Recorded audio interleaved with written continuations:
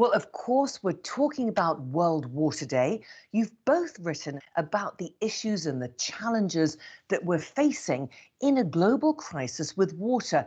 Can you tell me about why in 2021 you feel we're still facing these issues? Secretary Ban, I'll ask you first.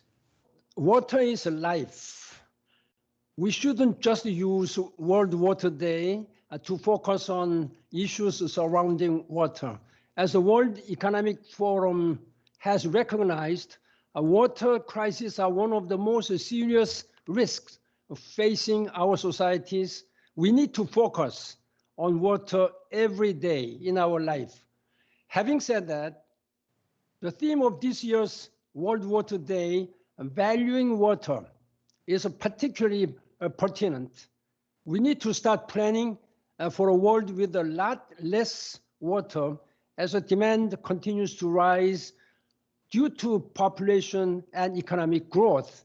Patrick, it's something that probably a lot of people around the world wouldn't understand as so crucial. What have you found? Well, thank you, Tania. And let me try to place this in the current crisis, the COVID pandemic. I mean, COVID-19 has ushered us in an era of multiple interconnected system shocks. And the COVID pandemic is also a wake-up call. We are utterly unprepared for the next crisis, the climate emergency. What do we know? 90% of all natural disasters are water-related. More floods, more droughts, more storms, more fires. In the last 2 decades, these climate disasters have doubled. I think John Kerry said it very well. We have now crossed the point that investing in prevention is much more effective than cleaning up afterwards. That's why investing in water and climate adaptation is the way to go. And Secretary General Ban, do you feel, as Patrick's saying, investing is the way to go, but we are in the middle of a global pandemic? Yes, of course.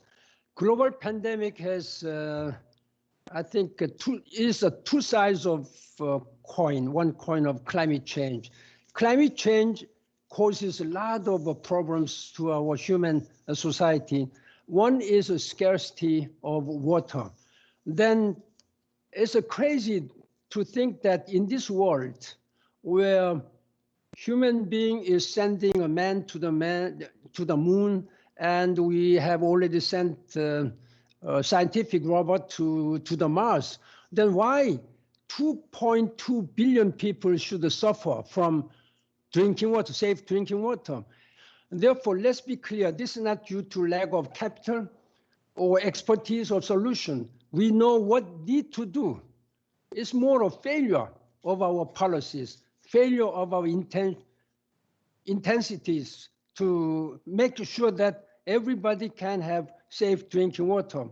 Crucial water supplies like aquifers, lakes are shrinking or increasingly drying because of the impact of climate change. Floods and drought, as Patrick just mentioned, are causing billions of dollars of damage. And water is grossly mismanaged in many areas, inefficient irrigation systems, poorly allocated and lost in aging, leaky water mains, etc., etc. Therefore, we must make sure that when the target year of 2030 arrives with these sustainable development goals, make sure that there should be nobody who would suffer from water.